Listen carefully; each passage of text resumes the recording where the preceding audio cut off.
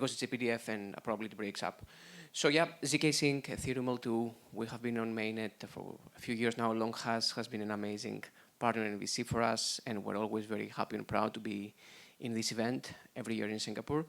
So what I would like to present today is not so much going into a deep technical level as the previous speakers did. By the way, very interesting propositions from both companies presented before.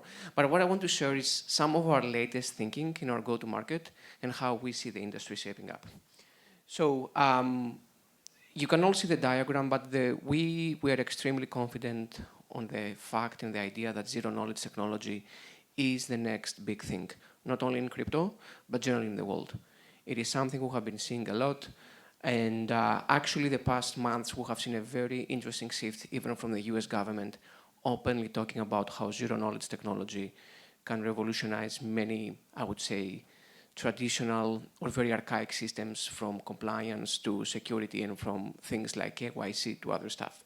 So we are holding the thesis that zero-knowledge will change the world, literally, without any exaggeration.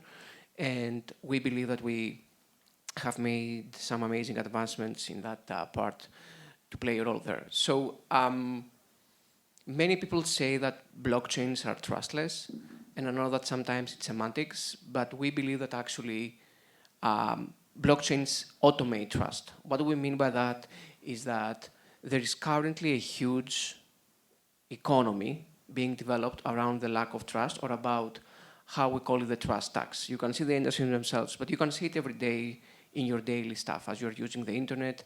Every time you log in, or every time you try to open up a new account, anything that has to do with identity and authorization, there's a trust tax problem. And we believe that this is an economy that can completely optimize through zero knowledge. And there are two things that can make trust automated. It is, of course, verifiability. How can you make sure that an execution has happened? But of course, also settlement, in the idea that if something has happened, it can only be processed back.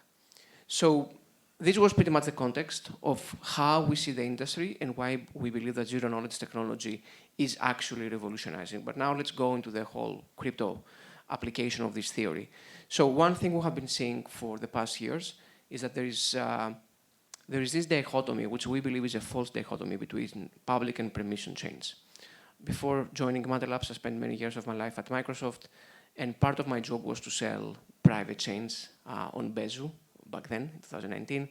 And I'm spending a lot of my time talking to institutions and banks and enterprises and governments, and they always ask me the same question. Okay, Vassilis, perfect, you're in Ethereum L2, but how can I make sure that my transactions will not be visible to everyone?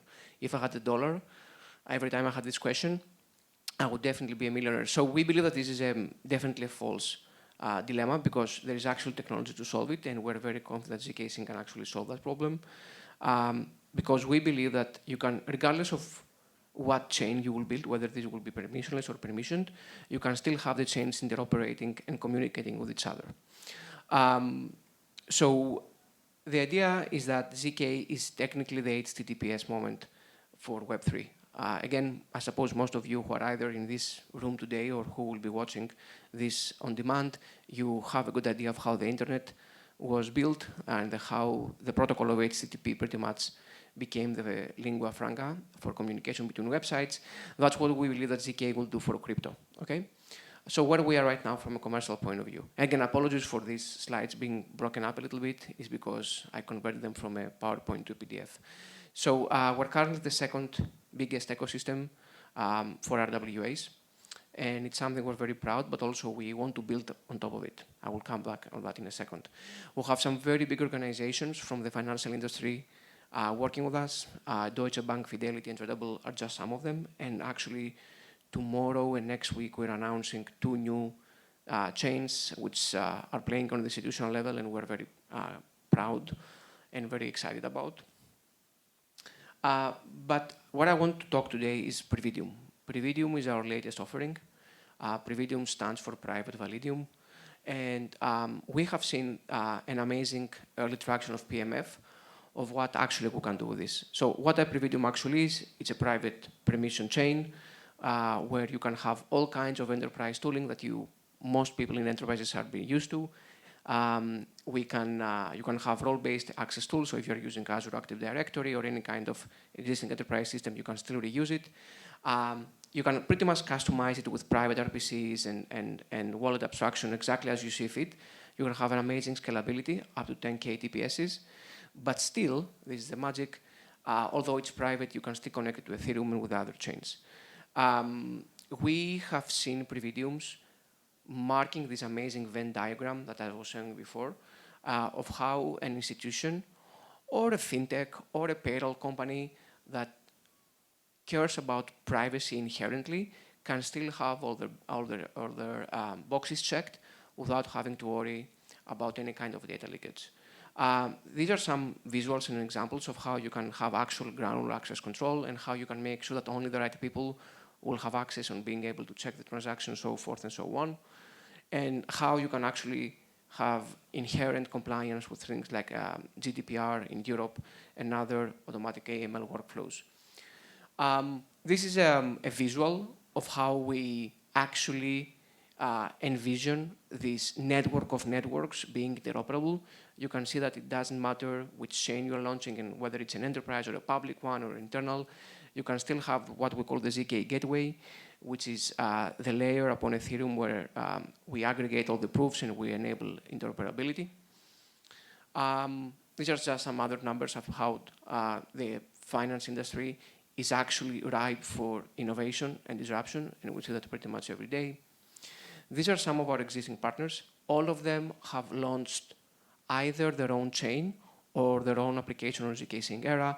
I will just mention some, because for me, this slide is very interesting for me because it's a typical barbell type of strategy in the sense you see some big names like Deutsche Bank and Fidelity and Crypto.com, but also you have things like Aave, Lens, and Pudgy, Penguins, which are on the completely other side of the barbell for crypto native and entertainment, I would say, use cases.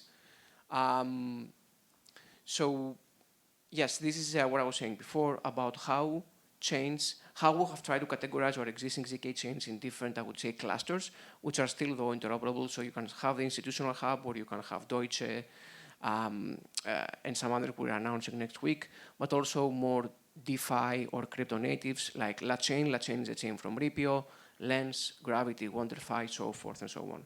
So we do see Zksync becoming this elastic network, as we call it, of interoperable and interconnected chains, where not only they interoperate, but actually have use cases that can act as a flywheel between each other.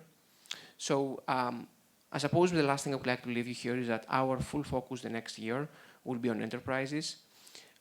We believe that enterprises are currently very much ready, both in terms of regulation, but also of market momentum to move on chain. You see it pretty much every day, but they still lack the tools that they need to do that in a compliant and pretty much relaxed way. So this is where we see ourselves, and that's why in the next weeks and months you will hear more from us regarding Prividiums and new upgrades on our ZK stack. With that, I suppose, I don't know, is there any other one? Yeah, actually there's time for Q&A if you want. Yeah. And I know that the previous speakers also didn't have time for Q&A, so I suppose we can open it up for a broader discussion. Yeah. Okay, thank you.